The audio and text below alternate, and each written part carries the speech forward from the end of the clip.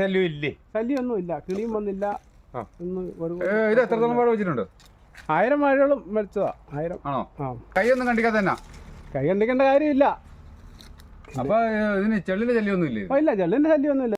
ചേട്ടാ, എന്തോ ഇത് ചെറുപ്പകാലം തൊട്ട് നമ്മൾ കയറ്റി വന്നതിൽ ഇന്ന് വരെയും ഇതുപോലുള്ള ഉണക്ക കൈകൾ ഡിസ്പോസിബിൾ ആയി പോയിക്കൊണ്ടിരിക്കുന്ന കൈകൾ കട്ട് ചെയ്ത് കളഞ്ഞിട്ടില്ല? കട്ട് ചെയ്തിട്ടില്ല, ഇങ്ങനെ ഇട്ടിരിക്കുക ഇത്. അതെ അതെ. ഇതിപ്പോ എത്ര വാഴയാണ് നട്ടിരിക്കുന്നത്? 1000 വാഴകളും. 1000 വാഴകളും നട്ടിട്ടുണ്ട്. അപ്പോൾ ഈ 1000 വാഴയ്ക്ക് നമ്മൾ ഒരു എക്കാലക്സോ അങ്ങനെയുള്ള കെമിക്കൽസ് യാതൊന്നും അടിച്ചിട്ടില്ല, ഒരു സാധനം അടിച്ചിട്ടില്ല. ഇത് ആവശ്യത്തിനുള്ള ഫെർട്ടിലൈസർ നമ്മൾ മണ്ണിൽ കൊടുക്കുന്നു, അപ്ലൈ ചെയ്യുന്നു, അല്ലാതെ വേറെ ഒന്നും ചെയ്തിട്ടില്ല. എന്നിട്ട് ഇവിടെ ഒരു വണ്ടിന്റെ ശല്യം ഉണ്ടായിട്ടില്ല. യൂറിയ അനുപാതത്തിൽ കൂടുതൽ നമ്മൾ ചേർക്കുന്നില്ലല്ലോ? ഇല്ല, 2 പ്രാവശ്യം കോഴിച്ചാണോ 3 പ്രാവശ്യം കോഴിച്ചാണോ ഇടുന്നുള്ളൂ, അല്ല വേറെ പരിപാടി ഒന്നുമില്ല.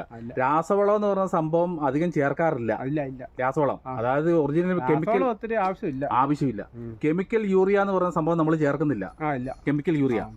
അപ്പോൾ ഒരു വണ്ടിന്റെ ശല്യങ്ങളോ കാര്യങ്ങളോ ഒന്നുമില്ല. ഇത് നോക്കിയാൽ ഈ തോട്ടത്തിലെല്ലാം നല്ല കൊലകളാണ് കിടക്കുന്നത്, നല്ല ഹൈറ്റുകളും നല്ല കൊലകൾ നിൽക്കുന്നു. ഇവിടെ തന്നെ ഞാൻ കണ്ടതിലൊരു 8 ഐറ്റം വാഴ ഞാൻ കണ്ടു. ഈ 8 ഐറ്റം വാഴയ്ക്കും 8 ടൈപ്പ് ഏത്തവാഴ തന്നെയല്ല, കദളിയ, പൂജക്കദളിയ, പാളയം കോടന, ചുണ്ടല്ല കണ്ണന, റോബസ്റ്റ, ഇങ്ങനെയുള്ള കാര്യങ്ങളെല്ലാം നിൽപ്പുണ്ട്.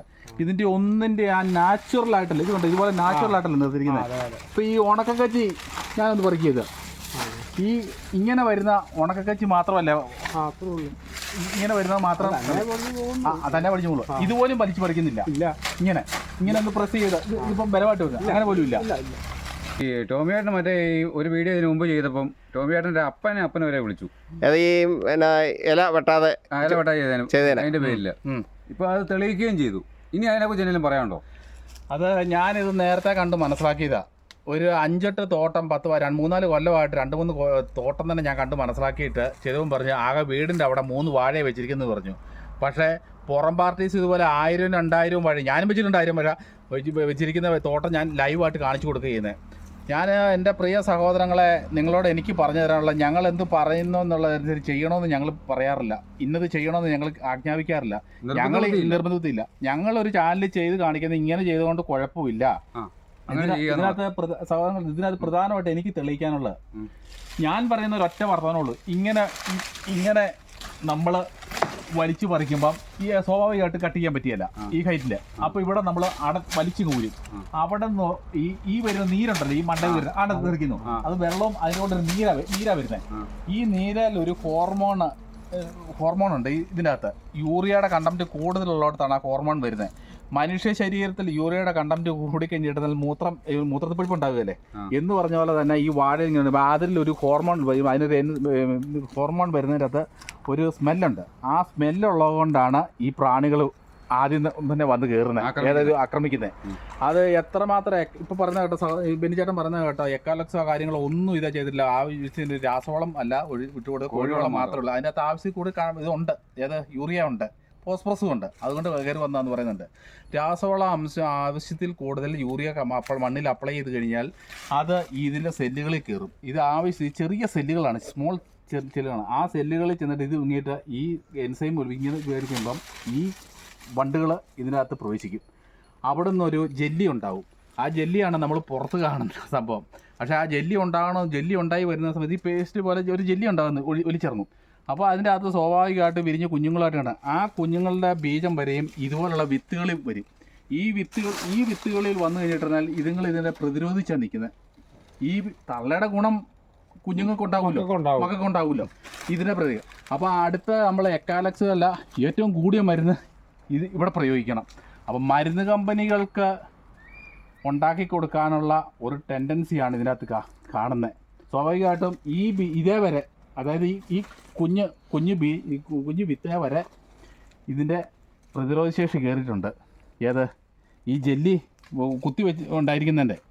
അപ്പോൾ ഇതിനെ നമ്മൾ ഇപ്പോൾ ഇതിനെന്ത് മാത്രം ചെയ്ത് പോയിസൺ കൊടുത്തിരിക്കുന്നോ അതിലും ഒരു 50 ഇരട്ടിയും കൂടെ പോയിസൺ ഇവിടെ അപ്ലൈ ചെയ്താൽ മാത്രമേ ഇതിനെ പിടിച്ചു നിർത്താൻ പറ്റുള്ളൂ. എൻ്റെയൊക്കെ ചെറുപ്പകാലത്ത് ഞാൻ വാഴ കൃഷി ചെയ്യുമ്പം അന്നൊരു ഫുറുഡാനും ഫോറൈറ്റും മാത്രമേ ഉള്ളായിരുന്നു. അത് കഴിഞ്ഞാൽ അത് ഗവൺമെൻറ് നിരോധിച്ചു. ഇന്നൊരു ആവശ്യത്തിൽ കൂടെ ക്ലീൻ ചെയ്തും ഒരു വാഴ ഉൽപ്പാദിപ്പിച്ച് വരണമെന്നുണ്ടെങ്കിൽ എത്രമാത്രം കുഞ്ഞു പിള്ളേരെ നോക്കുന്നു പറഞ്ഞ പോലെ കുഞ്ഞു പിള്ളേരെ നോക്കുന്നു പറഞ്ഞ പോലെ അതിനെ പരിപാലിച്ച് കാര്യങ്ങളെടുത്ത് അത് വേണം. ഒരു 100 തരം മെഡിസിൻസ്, അതായത് മെഡിസിൻ അല്ല പോയിസൺസ് ഇതിന് കൊടുത്താണ് ഈ വാഴ സംരക്ഷിച്ചുകൊണ്ട് വരുന്നത്.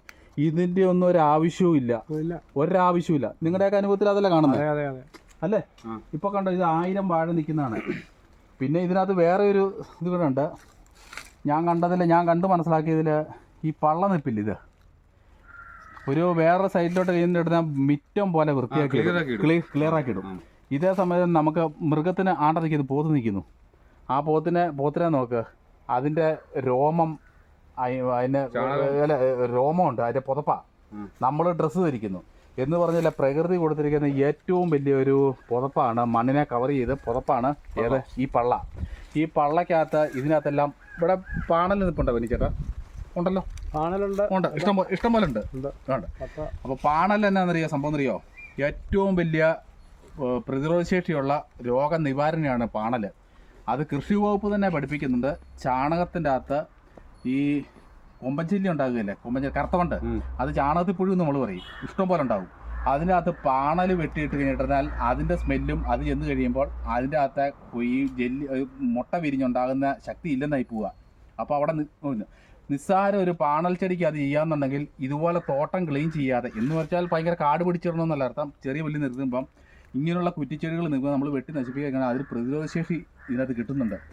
പാണൽ ഊതിയിട്ടാണ് നമ്മൾ തേനീച്ച ചവച്ചപ്പി ഓടിക്കുന്നുണ്ട്, മരുന്നും കൂടിയാ പാണൽ ഊതിയിട്ട്.